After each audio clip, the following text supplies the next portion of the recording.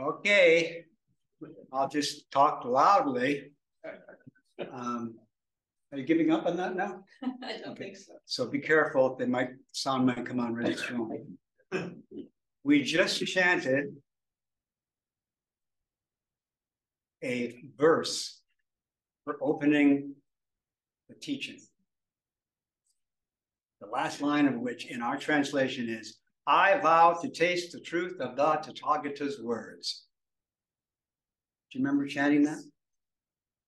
So, hearing that and saying that,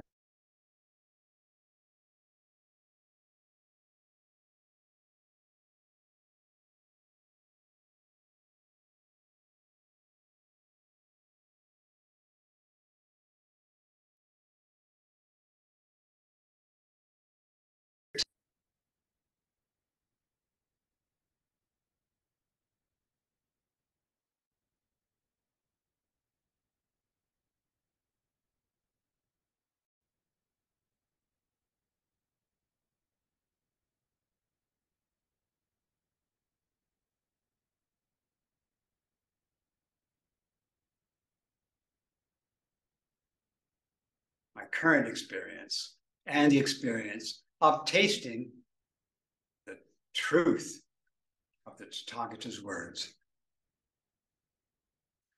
So part of what I'd like to talk to you about today is letting go of the discrimination between the way you are now, the way you feel about your own understanding, and the wonderful situation of tasting the truth of the Buddha's words.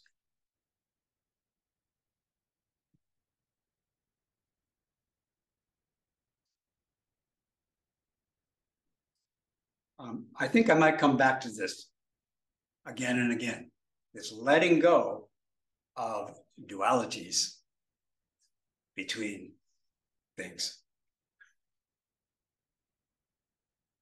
In this room and other places, we often chant the following.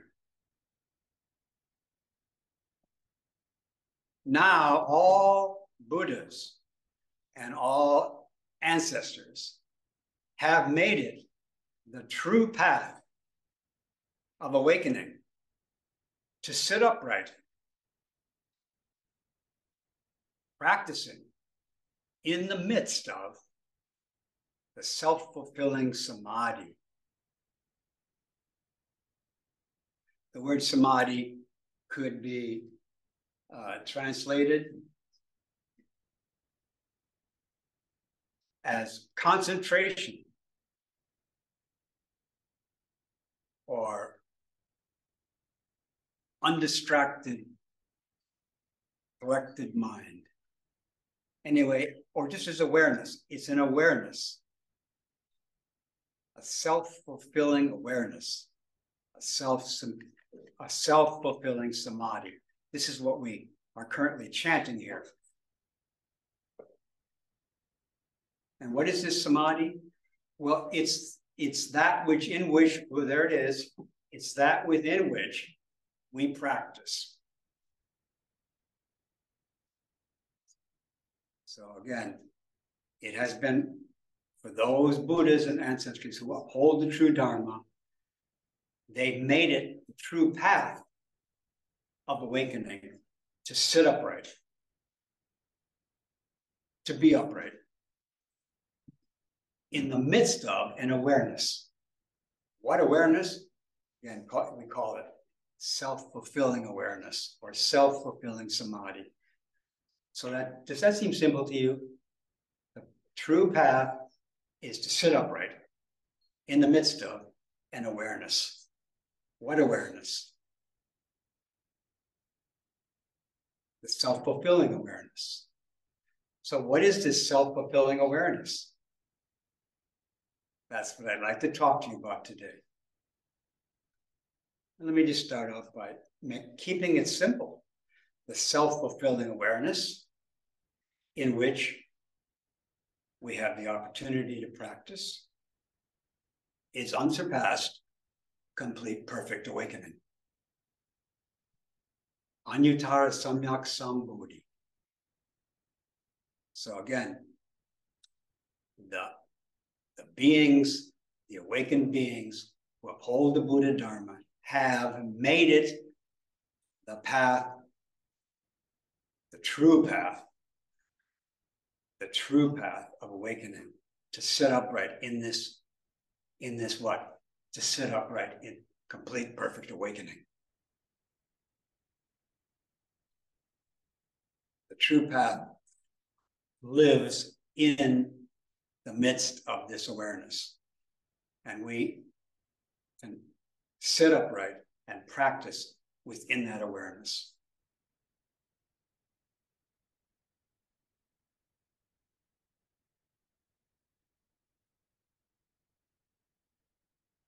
So almost everybody in this room is sitting. I don't know, are you sitting upright?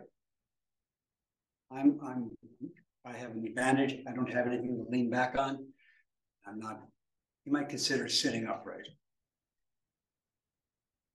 So we sit upright and we practice. So what do we practice in this samadhi? Well, the practices we can do, the practices we can engage in are unlimited. And these practices could also be called samadhis. Things we concentrate on are boundless. Some people are concentrating on sitting upright, having upright posture. Some people are concentrating on tending to their breath. Some people are concentrating on some Buddhist teaching.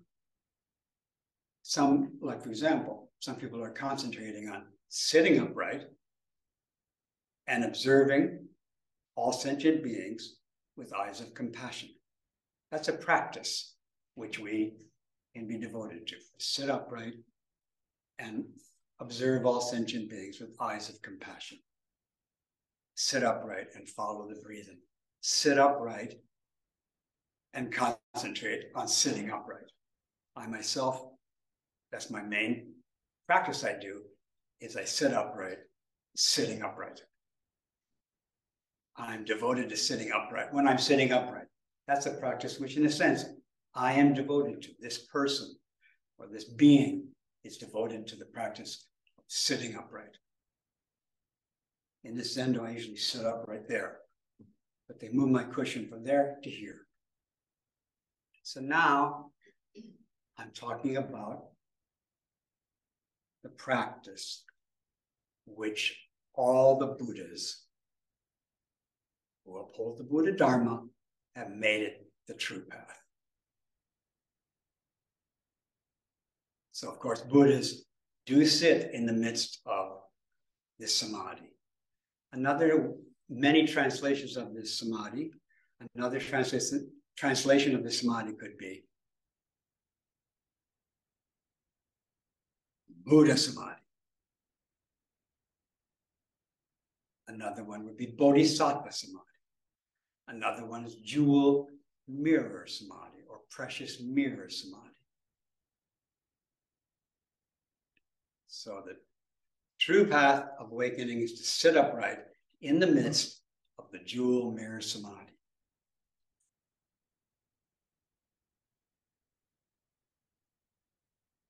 And the jewel mirror samadhi is a bodhisattva samadhi. It is a Buddha samadhi. Bodhisattvas are those who aspire and commit to an unceasing effort to free all beings so that we may live in peace.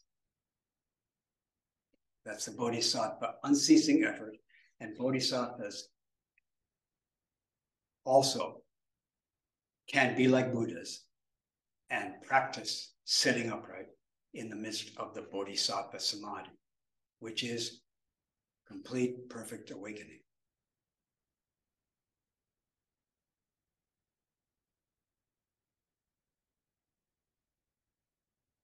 It could also be called the samadhi of universal all-pervading illumination. The samadhi of all-pervading universal awakening. That's the samadhi in which we can practice sitting upright.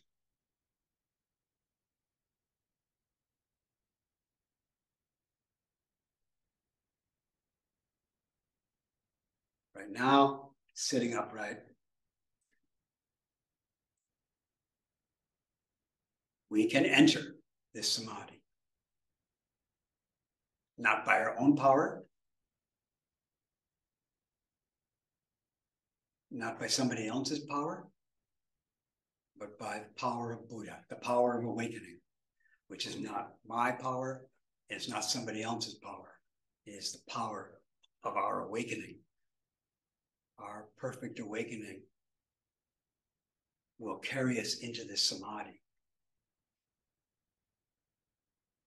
if we allow it. So one might sit upright and one might wish to enter this samadhi, and one might feel like, well, I must have entered it because it must be what's going on right now. So I'm sitting upright. I wish to live in this samadhi, and I trust that that's where I am actually living. And I cannot see this samadhi or smell it or touch it, but I can sit upright in it. And in sitting upright in the samadhi, I understand I am joining the Buddhas in the Buddha practice.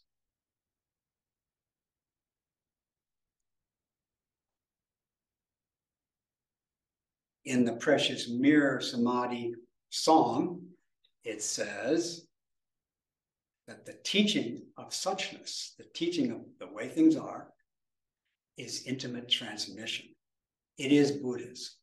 So Buddhas are intimately transmitting to us right now. What are they transmitting? They're transmitting the teaching of suchness.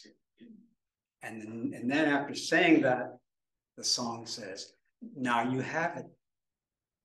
They're transmitting it to us, to you, and you have it, but not have it like grasp it, but you have it as your life. It's completely surrounding you and completely pervading you. Now you are completely pervaded by it. So please take care of it.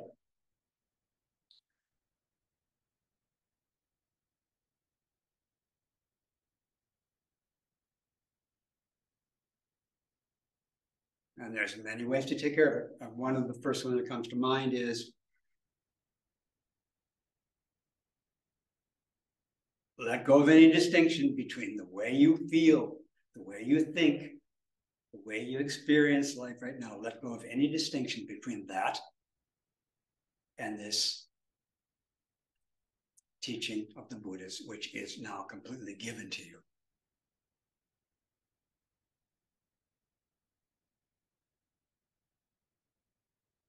So I'm sitting, receiving the teachings of the Buddhas, receiving the Dharma, receiving the support of Buddhas. I am in the samadhi of the Buddhas, where the path of awakening lives. And the Jewel Mirror Samadhi also says, it is bright just at midnight. It doesn't appear at dawn.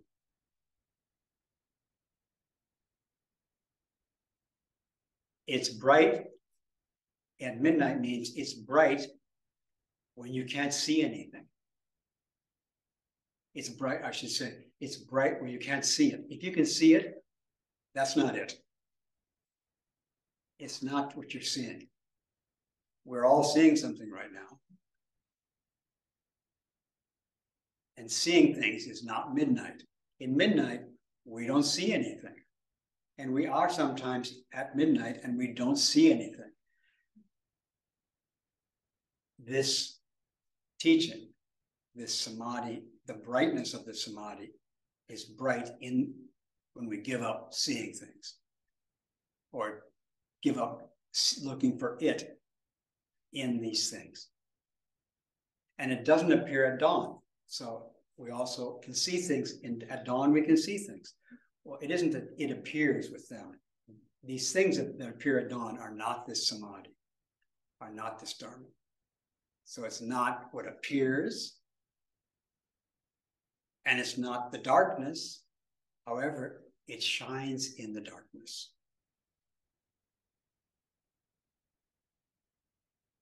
The meaning of this is not in the words, but it responds.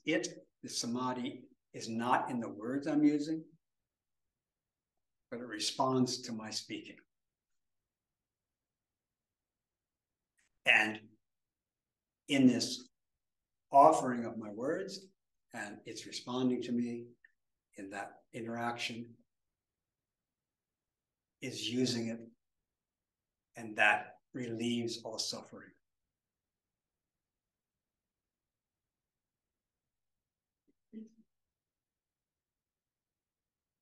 Again, this instruction could be seen as also mentioning two kinds of practice. One, sitting upright, practicing. Kind of like me sitting upright and practicing. This individual effort of sitting upright and practicing sitting upright. In the midst of an awareness, which is not something I'm doing and not something you're doing. It's actually the reality of the intimate communion between us.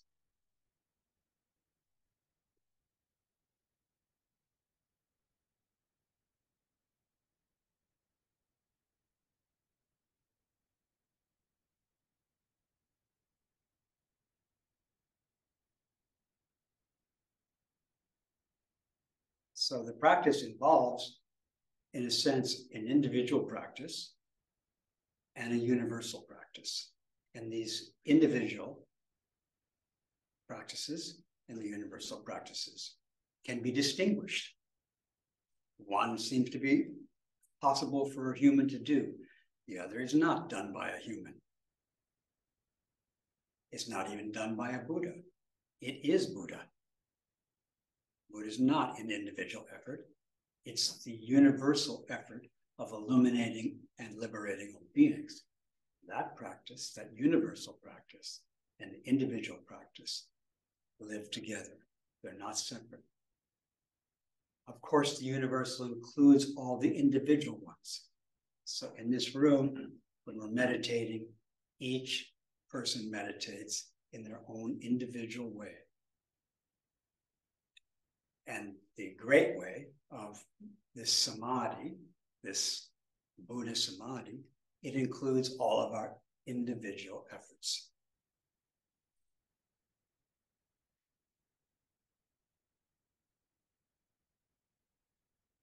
And part of the individual efforts that it includes are efforts to distinguish between my practice and your practice, or between my practice and this samadhi. Such discriminations arise in the minds of living beings. The Buddha samadhi includes all those distinctions, all those discriminations, and is not separate from them. It includes them and doesn't cling to any of them. The samadhi in which the Buddhas practice includes everybody's individual consciousness and doesn't cling to any of the individual consciousnesses or any of the discriminations.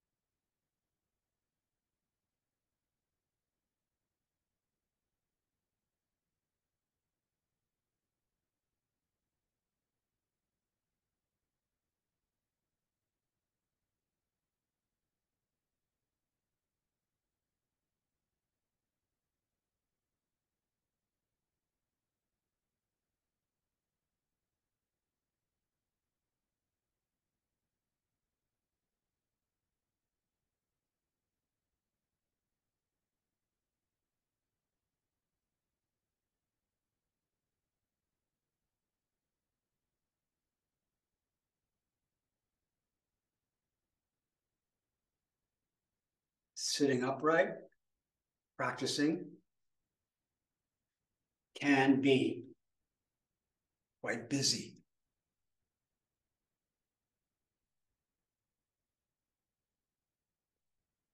So it's perhaps being quite busy in the midst of this universal awakening, which is not busy. The inclusion of all busyness is not busy.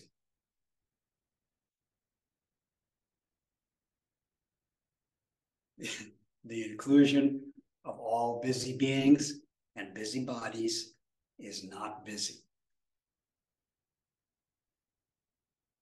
It is simply the complete inclusion and complete pervasion of all busy people. The Buddha Samadhi doesn't get rid of busy people. It includes them. And each busy being includes the Buddha Samadhi. And each individual being includes all the other individual beings who are different from each individual being. We include all beings, we include all Buddhas, and they include us. This is the teaching of suchness, in which the Buddhas and ancestors practice.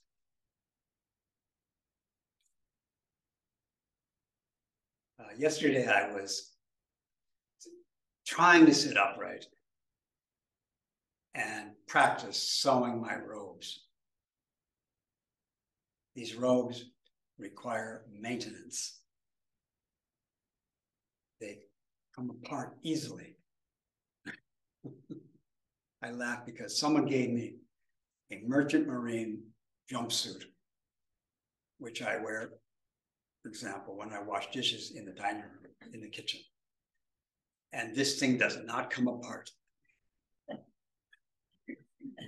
I've had it for a long time. It's not even showing any signs of wear. And yet it can be put on. It will, I guess eventually it'll come apart, but robes are much more fragile. So I was trying to repair my robes that I wear. And I was trying to sit upright. And I was practicing, trying to sit upright, repair my robes. And I was doing that in the midst of this samadhi. I was doing it in the Buddha Samadhi. And I was having a hard time sitting upright. It's hard for me anyway.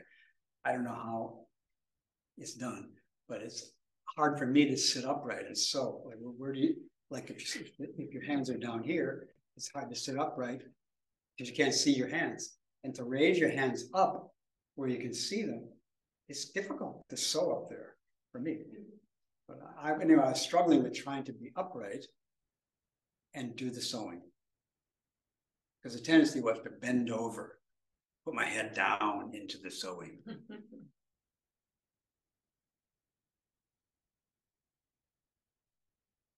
Whatever we are doing, no matter how busy we are, there's one who's not busy. The one who's not busy cannot get away from us and can't get close to us. It can't move. It is completely still and always with us. And even though it's completely still, at the site of awakening, it reaches everywhere. Like the riddle. What always stays in the corner and can go all over the world? What's always staying in the corner and goes all over the world? The Buddha Samadhi. And also a stamp, a postage stamp.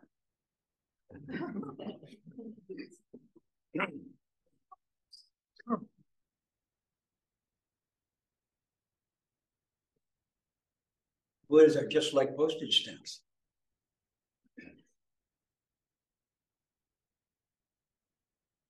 So we have a what do you call it? A story of two of our ancestors who were practicing together. They were like Dharma brothers, and one of them was busy sweeping the ground. Now, I don't know if he was practicing being upright, sweeping the ground, opening to this Buddha Samadhi, but I think he was. I think he was practicing being upright, sweeping the ground in the midst of this Buddha Samadhi. I think he was involved in the intimate transmission of the Buddha Samadhi while sweeping the ground.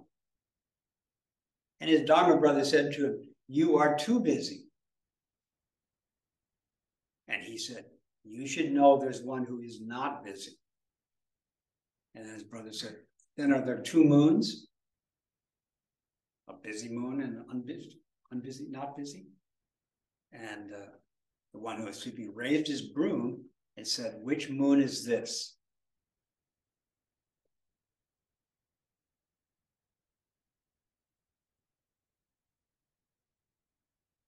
It's not like the not busy one's better than the busy one, by the way.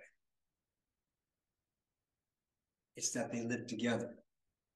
And the Buddha way is the non-duality of not being busy and being busy. So we're all quite familiar and could be more familiar with being busy. What we need to be more wholehearted about is being mindful and not forgetting that there's one who's not busy, and it's not separate from us right now.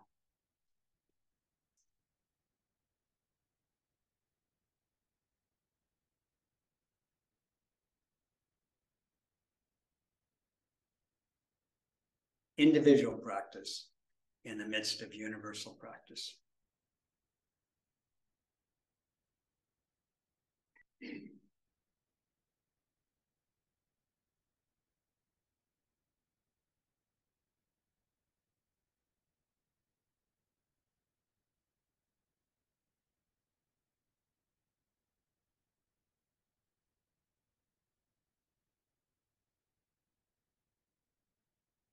Individual practice can be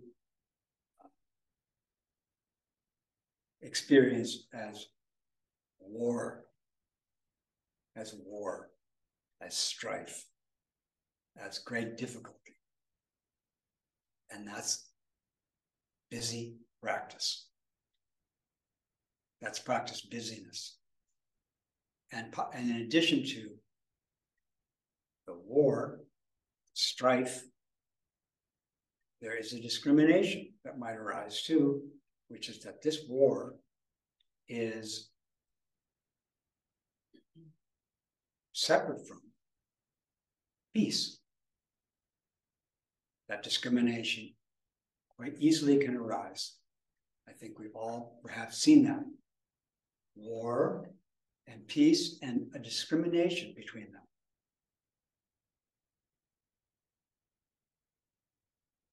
Taking care of the Buddha Dharma is to let go of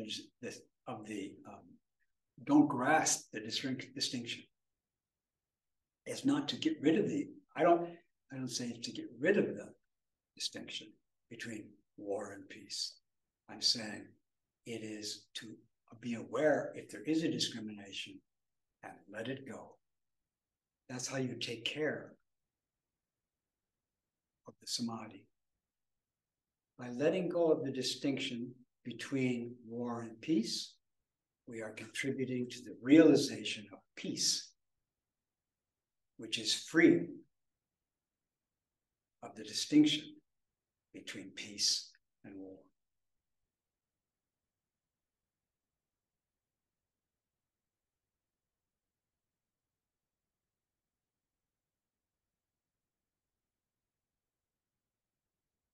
In our lives, in our individual lives, we can be aware of horrible things, and we can be aware of joyful things and peaceful things.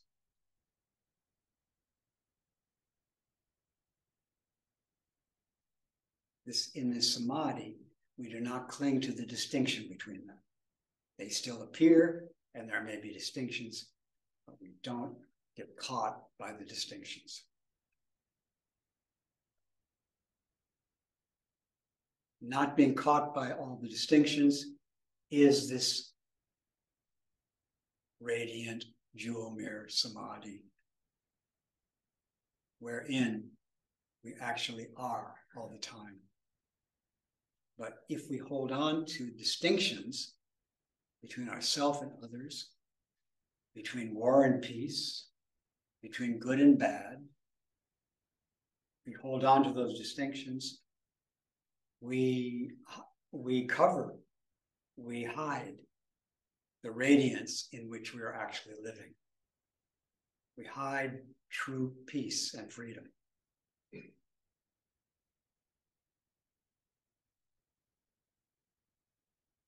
And I haven't heard of these, and I haven't actually seen an end to these distinctions, but I have seen a letting go of them and a freedom in the letting go of the distinction, and being free of the distinctions is the unceasing effort to free all beings so they can dwell in peace. To try to make an effort to free all beings while holding on to the distinction between freedom and bondage, it's not available in that holding, but it is available in the letting go of the distinction, which you can observe, and you can observe that you're holding on, and you can also observe that you're not going to let go of it. And then you can observe your unwillingness to let go of distinctions. And observe it with eyes of compassion. And observing the unwillingness to let go of the distinction between self and other, and observing that grasping of the distinction with eyes of compassion, a blessing comes. And the blessing is letting it go. And opening to the one who's not busy, and realizing that the busy one can open to the unbusy one. And I don't know which one really is busy and unbusy.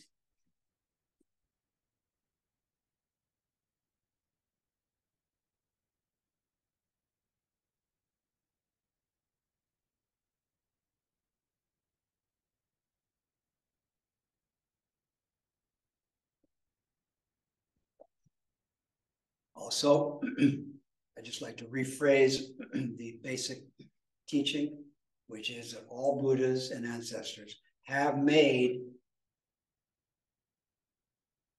all Buddhas, ancestors and Buddhas who uphold the Buddha Dharma have made it the path of the true path.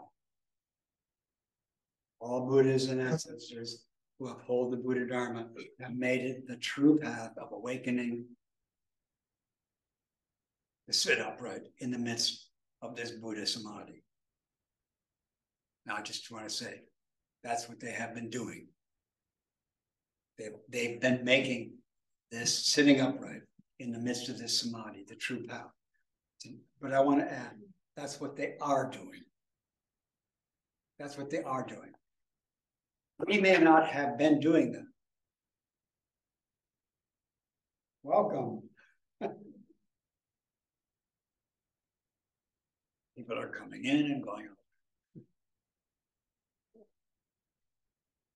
They are doing that. They are making the true path of an awakening to sit upright in the midst of this awareness.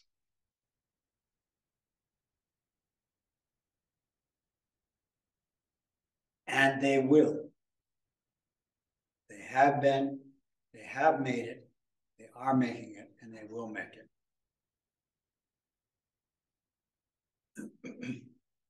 And even before I gave this talk, I was actually quite enthusiastic about making the true path of awakening to sit upright, practicing in the midst of this samadhi. And now my enthusiasm has been refreshed by what I said.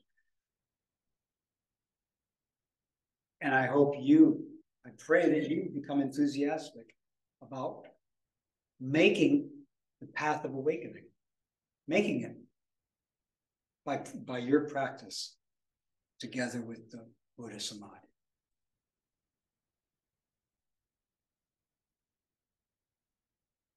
The more people that are working on this, the better. And anybody who's not working on it is completely included.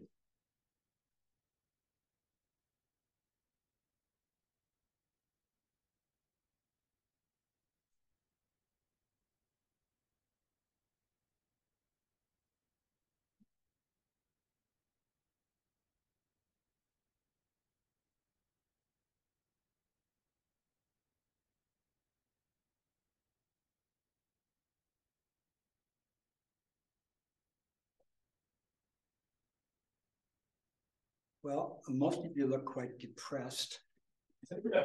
So, not now. Now you're smiling. I don't know what happened, but now you don't look depressed anymore. Isn't that amazing? You look depressed, now you don't. And if I'm quiet a little longer, you'll probably look depressed again. Or if I talk too long, you really get depressed. So, since you may be depressed, or you were a few minutes ago, I don't want to keep you any longer. But if anybody feels some enthusiasm for speaking in this great assembly, you're welcome to speak in this great assembly.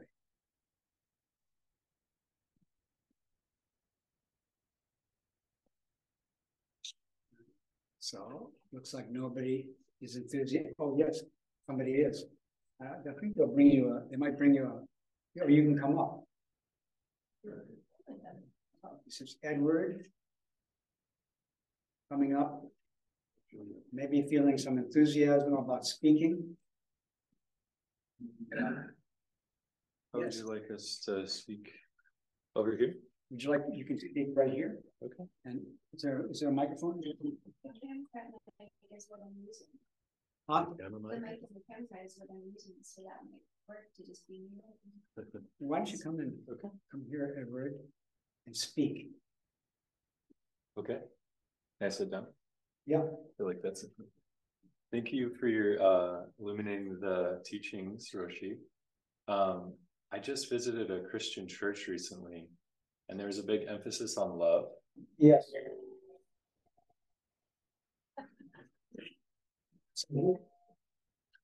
Edward visited a Christian venue, and there was a big emphasis on love. Yes. That's right. And I've heard that recently that the opposite of love is not hatred, but indifference. The opposite of love is not hatred, but indifference. Okay. And I was curious if you could help me understand this Buddhist teaching of upeksha, or equanimity, because it can also be translated as indifference. So I'm curious how. So there's a Buddhist practice called upeksha, which is all translated sometimes as indifference, but another translation is equanimity, not indifference. So when you, again, one of the stories that drew me to Zen was a certain Zen monk was falsely accused and strongly slandered, and he responded with equanimity. But I think he responded to something that was painful. His body did not feel indifferent to the insults and the attacks. It hurt.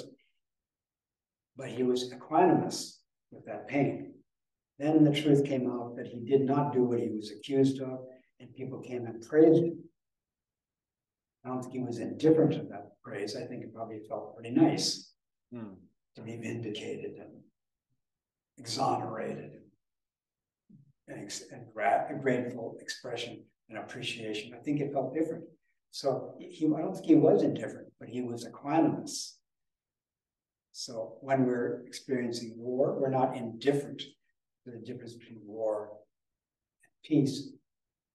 We're aspiring to be equanimous for the sake of peace. But if there's peace, we're equanimous with peace too. Mm-hmm. We don't say, okay, now we got peace, we're going to hold on to it and not share it with those creeps. So this samadhi could also be called the samadhi of universal love. But we have to be equanimous with our individual experience to allow it to function through us. Thank you. You're welcome. Thank you.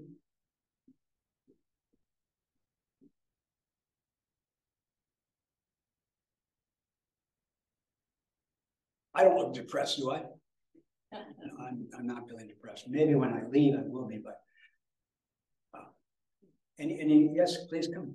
Or can you speak, Linda?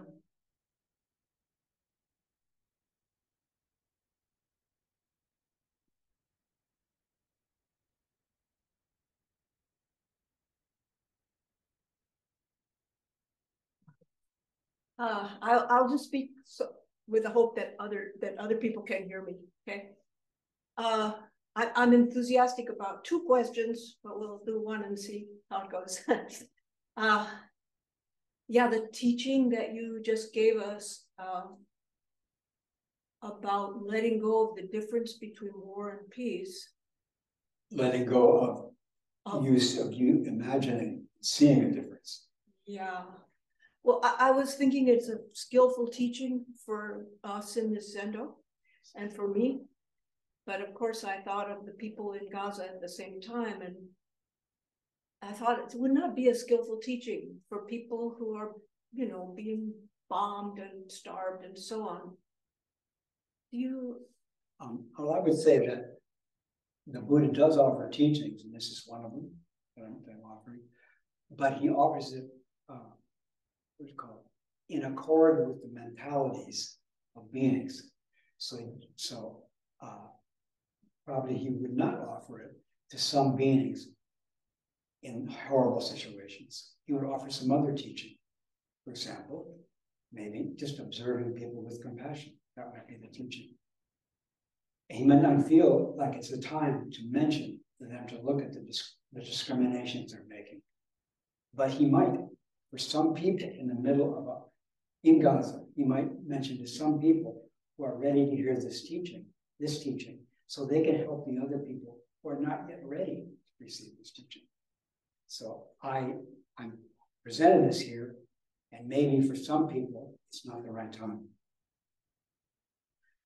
But this situation looks quite peaceful and equanimous, so maybe I can offer this because this teaching will aid you and aid us to go into situations where people are in so much suffering that they're not ready for this teaching.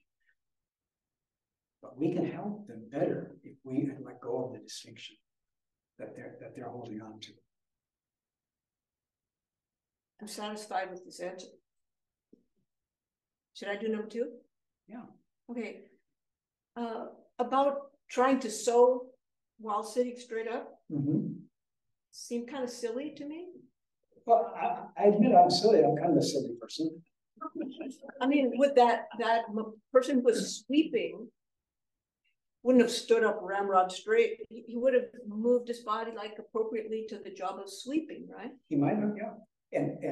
And I also was not sewing the way we're talking about it. It seems strange to be sewing like this. Yeah.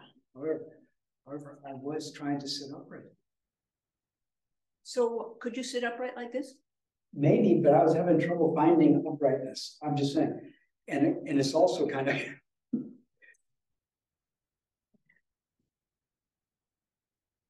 some people think it's silly to aspire to make an unceasing effort to free all beings so they may dwell in peace.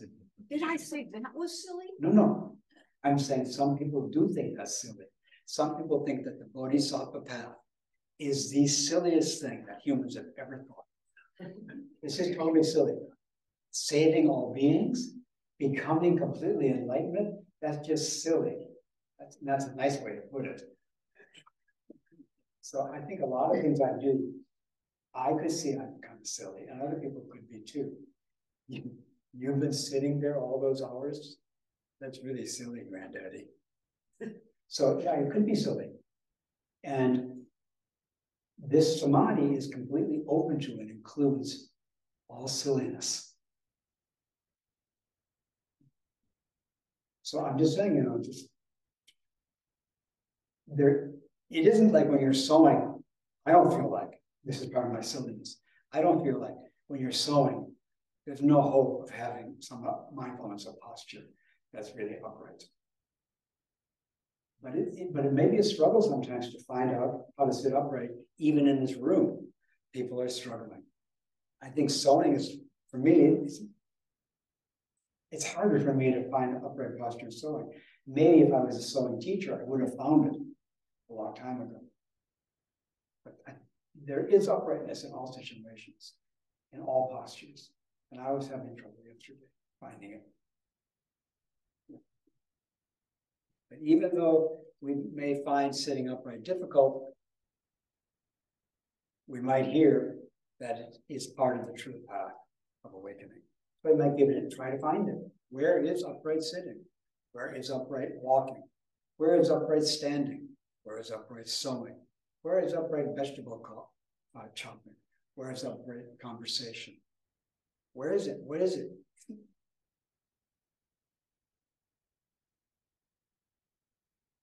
Yes. Robert on Zoom has a question. Robert on Zoom, okay. Please speak to the relationship between discrimination in the racial sense and non-discrimination in the sense of the jewel mirror. Thank you.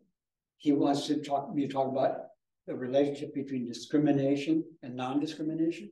Discrimination, like racial discrimination, for example. Okay, racial discrimination and non-discrimination, right? Okay, so again, Sugurashi said, and I bring it up quite frequently, non-discrimination does not mean that you're not discriminating or that you don't see discrimination. So seeing racial discrimination in myself, or seeing or hearing that other people are seeing it, or seeing racial discrimination in others, that it's not that that's not there when there's non-discrimination. Okay.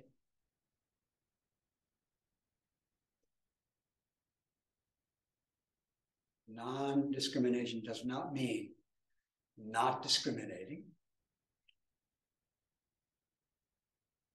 It means you study everything. So if there's racial discrimination, non-discrimination does not say, don't do that. Non-discrimination does not say, don't do racial discrimination. What non-discrimination does is it studies, it observes that racial discrimination intimately, wholeheartedly, and compassionately in order to realize non-discrimination when there's discrimination going on. So once again, non-discrimination does not mean that there's no discrimination. It's to study all the discriminations. And studying all the discriminations leads to freedom from discrimination, non-discrimination. I hope that works for you, Robert, and all sentient beings. Yes, Sam.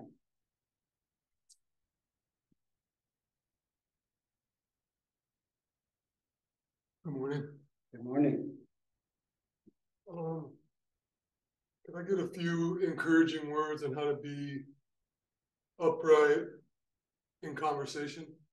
Yes, please do. Anything a little bit more? Oh, you want me to say? How to be upright in conversation.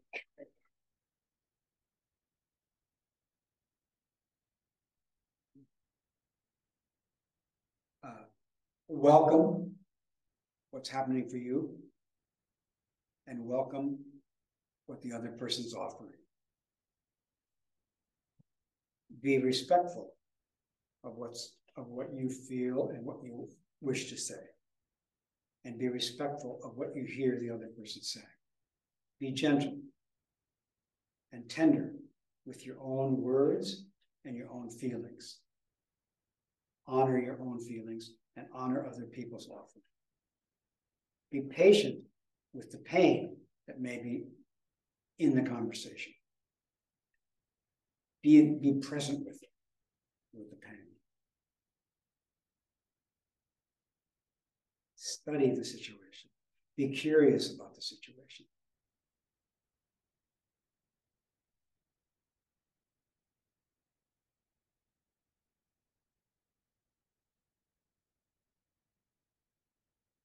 And open to the Buddha Samadhi. Thanks. Did you say thanks? Yeah, I'll give it, or maybe I'll welcome that in. Thank you. Thank you. You're welcome.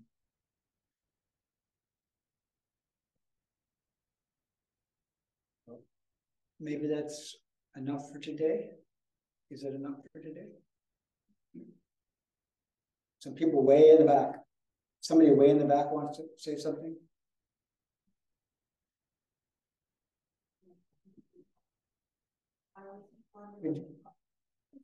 Please come up a little ways. I can't hear you, I'm sorry.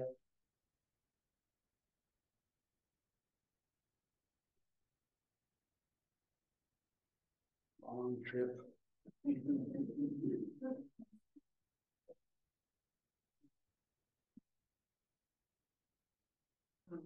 I was just wondering if you can speak about, I'm grappling with feeling so much gratitude for being here and many blessings that have come into my life recently.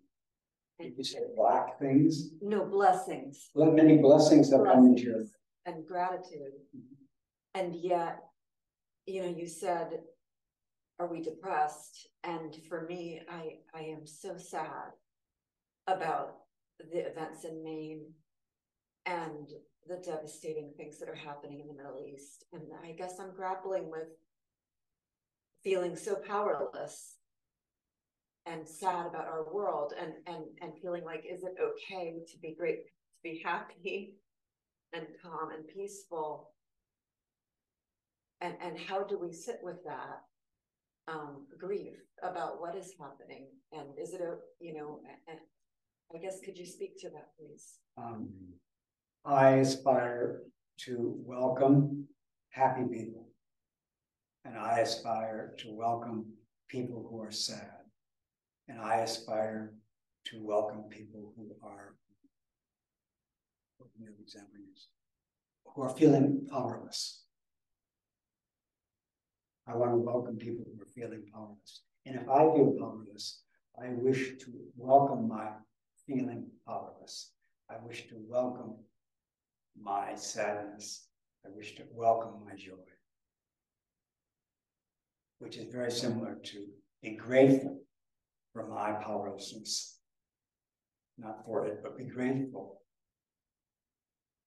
that I can welcome my own powerlessness. The power of the Buddha lives with welcoming powerlessness.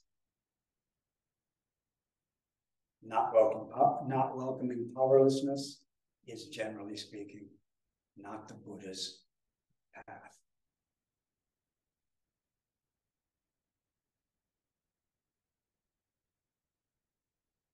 Feelings want to be listened to with compassion. Powerlessness wants to be listened to with compassion.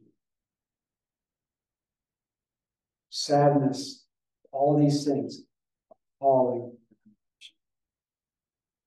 I wish to give compassion. I wish to be part of the compassion for all these things. And to work on the compassion so that it doesn't become depleted by attaching in the midst of the compassion.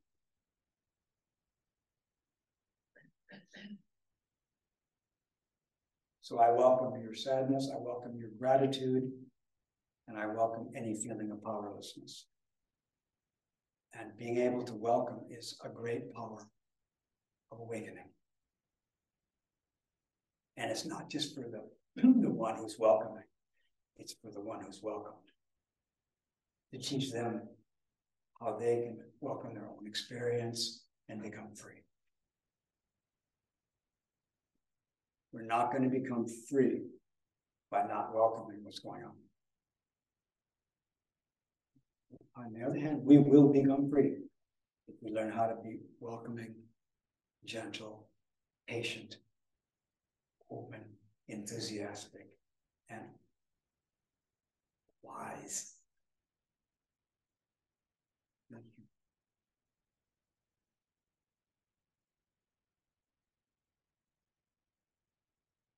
Thank you all so much.